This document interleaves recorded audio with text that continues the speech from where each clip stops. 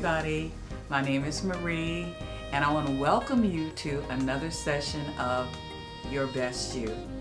And today we're going to talk about relationships. You and relationships, as I like to say it. And when you think about relationships and through the course of the day and you as an individual, we interact with multiple relationships. First of all, you want to start with family, and that can be the nuclear family, which is husband and children. Then you progress on. Another relationship is parents and siblings, in-laws on both sides, the husband and the wife. Then you have relationships with your work colleagues. You see them every day, or you see them a couple times a week, but that is a relationship also. And then there are social relationships, the girlfriend, boyfriend, fiance, significant other. That's another set of relationships. So we interact with all different kinds of relationships all the time, several times a day, 3 or 4 or 5 times a week, but we all have relationships that we interact with. And it's important to know how to continue to make those relationships better and how to deal with things that may come that can be unpleasant. So the most important aspect about relationships and the most important relationship is the relationship with family. And because those are the individuals that you're going to see most of the time, you're going to deal with, whether you're in a good mood or they're in a bad mood, or they're in a bad mood and you're in a good mood, you need to know how to deal with the situation or the issue and still have the relationship remain intact.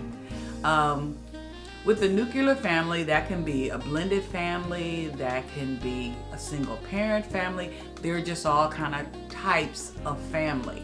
But you always want to focus on how to make it the best that it can possibly be so that it continue to grow and you and the other person continue to grow with the relationship. Now, you're going to experience conflict. That's something that just naturally comes because we are all different individuals and we all have different ideas, different tastes, different likes and dislikes, differences, and then occasionally you will experience a disagreement. Now, these are natural things that happen, natural emotions that come.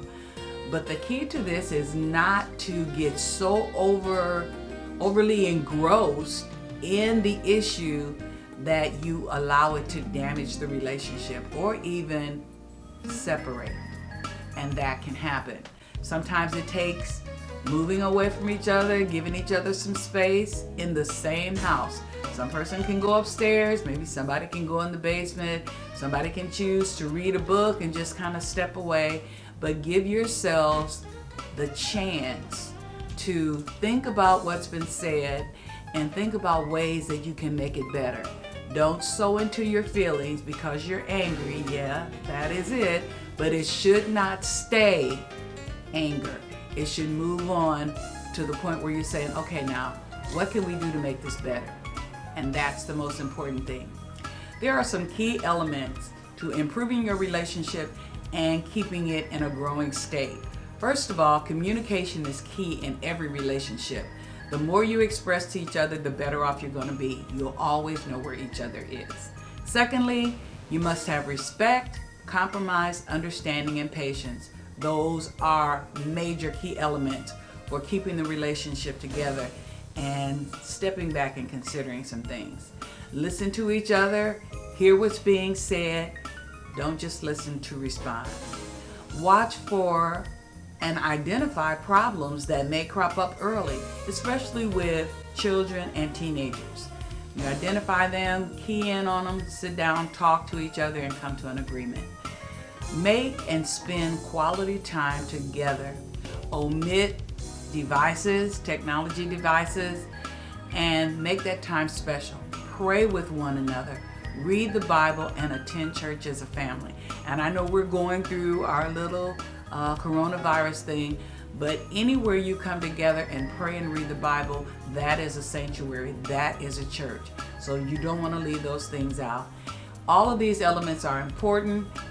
Consider them as you continue your relationships in the home or outside of the home. And always remember, continue to do your best and be the best you.